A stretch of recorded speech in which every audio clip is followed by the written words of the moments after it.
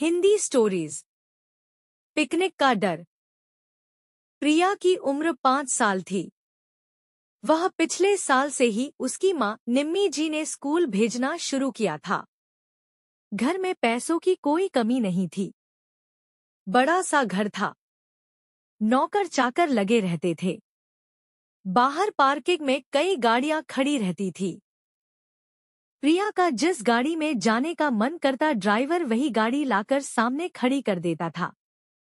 एक दिन प्रिया स्कूल से आई और बोली, मम्मी मैं कल से स्कूल नहीं जाऊंगी। निम्मी जी ने उसे आश्चर्य से देखा।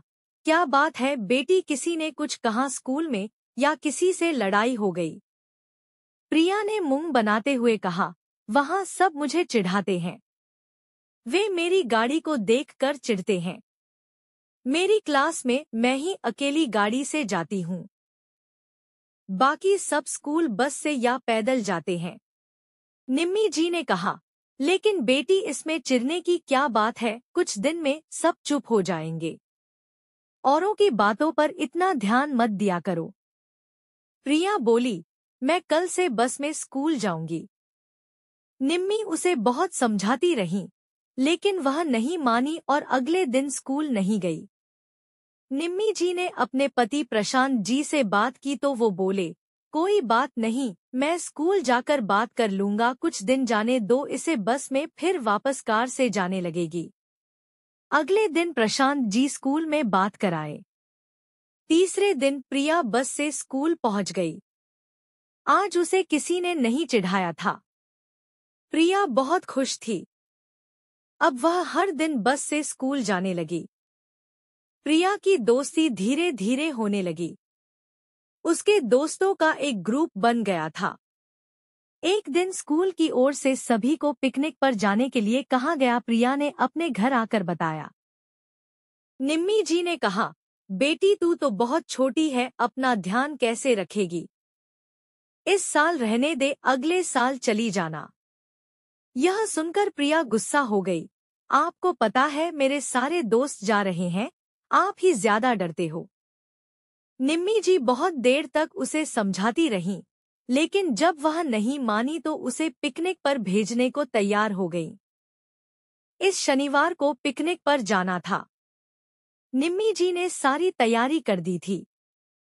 बिस्कुट, नमकीन, पेस्ट्री सब उसके छोटे से बैग में सजाकर रख दी थी। साथ ही जूस और पानी की बोतल भी। सभी समय पर सभी बच्चे पिकनिक के लिए रवाना हुए। शहर से बहुत दूर एक हिल स्टेशन पर सभी बच्चे पहुंच गए। प्रिया की क्लास टीचर ने कहा, सब बच्चे अपने ग्रुप के साथ इसी मैदान में खेलना, इधर उधर मत चले जाना, कोई परेशानी हो तो मुझे बता देना। बच्चे खेल में लग गए। सभी टीचर एक जगह बैठकर उन्हें देख रही थीं, साथ ही खुद भी पिकनिक का आनंद ले रही थी। प्रिया को बहुत मजा आ रहा था। वह पहली बार अपने दोस्तों के साथ बाहर आई थी।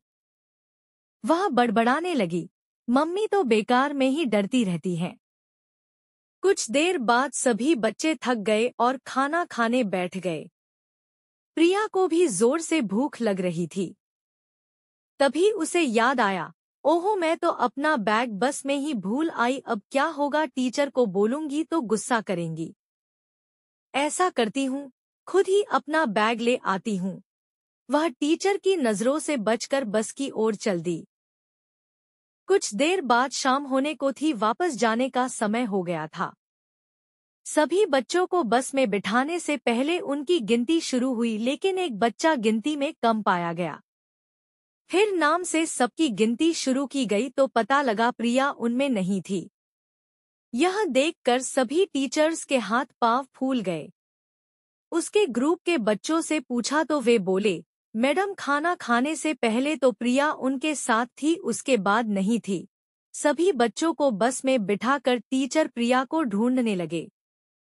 इधर उधर बहुत तलाश किया, लेकिन प्रिया का कहीं पता नहीं था। इधर शाम गहराती जा रही थी। कुछ ही देर में अंधेरा होने वाला था। कुछ देर बाद उन्हें गांव के कुछ लोग जाते दिखे। वे किसान थे और अपने खेत से काम करके वापस घर जा रहे थे। एक टीचर उनके पास गए और प्रिया के बारे में पूछा। उनमें से एक बोला, क्या कह रहे हो साहब, आपने बच्चे को इधर उधर जाने क्यों दिया? हमारे गांव से पिछले दिनों बहुत से बच्चे गायब हो गए, उनका आज तक कुछ पता नहीं चल पाया। यह सुनकर टीचर और घबरा गए। उन्होंने फटाफट कुछ टीचर के साथ बाकी बच्चों को वहां से रवाना कर दिया और खुद पुलिस स्टेशन पहुंच गए। पुलिस इंस्पेक्टर को सारी बात बताई। तब उन्होंने कहा, आप सबसे पहले इसके मम्मी पापा को खबर कीजिए, फिर मेरे साथ चलिए, गांव में पूछताछ करते हैं, शायद किसी ने बच्ची को देखा हो। गांव में पूछताछ शुरू हुई लेकिन प्रिया का कुछ पता नहीं लग पाया। कुछ देर बाद निम्मी जी और प्रशांत जी भी वहां पहुंच गए। निम्मी जी का रो रो कर बुरा हाल था। प्रशांत जी पुलिस इंस्पेक्टर से बात कर रहे थे। पूछताछ करते करते जब बात गांव में फैली तो एक किसान जिसका नाम हरिया था, वह सामने आया और बोला, साहब, मैंने कलुआ को कंबल में किसी को छुपा कर ले जाते हुए देखा था। मैंने उससे पूछा तो बोला मेरी बेटी है, इसे तेज बुखार है, शहर ले जा रहा हूँ। मैंने उसे पुरानी हवेली की ओर जाते देखा था। उस समय तो मुझे कुछ याद नहीं आया, लेकिन कुछ समय बाद मुझे याद आया कि कलुआ के तो कोई बेटी है ही नहीं। गांव वालों के साथ पुलिस टीम निम्मी जी और प्रशांत जी को लेकर पुरानी हवेली में पहुंच गई। काफी देर ढूंढने के बाद एक बंद कमरे से किसी के रोने की आवाज आ रही थी। कमरे का दरवाजा खोला गया तो अंदर प्रिया सामने रस्सी से बंधी हुई थी। पास ही दो और बच्चे बंधे हुए थे। इन सबको कलुआ अगले दिन भिखारी गैंग को बेचने जाने वाला था। प्रिया को छुड़ाकर उसके माता पिता को सौंप दिया। पुलिस इंस्पेक्टर ने सभी गांव वालों को छिपने के लिए कहा जिससे कलुआ को पकड़ा जा सके। सभी हवेली में छिप गए। कुछ देर बाद कलुआ खाना लेकर आया। पुलिस इंस्पेक्टर ने उसे धर दबोचा। बाकी दोनों बच्चे उसी गांव के थे, उन्हें उनके माँ बाप के पास पहुंचा दिया गया। प्रिया घर आ गई थी। वह बहुत डर गई थी। अगले दिन निम्मी ने पूछा तो उसने बताया, मम्मी, जब मैं बस से अपना बैग लेकर वापस आ रही थी तब मुझे किसी ने पीछे से पकड़ लिया। उसने मेरा मुंह बंद कर दिया और वह जल्दी से बस के पीछे से घूमकर इस हवेली में पहुंच गया। वहां मुझे बांध दिया। प्रशांत जी ने कहा, बेटा डरो मत, वह पकड़ा गया तुम्हारे ही कारण और दो बच्चे भी अपने माता पिता से मिल पाए। प्रिया कई दिन तक स्कूल नहीं गई। वह गुमसुम सी बैठी रहती थी। एक दिन शाम को उसके स्कूल के दोस्त उससे मिलने घर आए। वे प्रिया के साथ खेलने लगे। फिर प्रिया का डर दूर हो गया। वह अगले दिन से स्कूल जाने लगी। स्कूल में सभी उसे जानने लगे थे। सभी टीचर, सभी स्टूडेंट छोटी सी प्रिया का बहुत ध्यान रखते थे।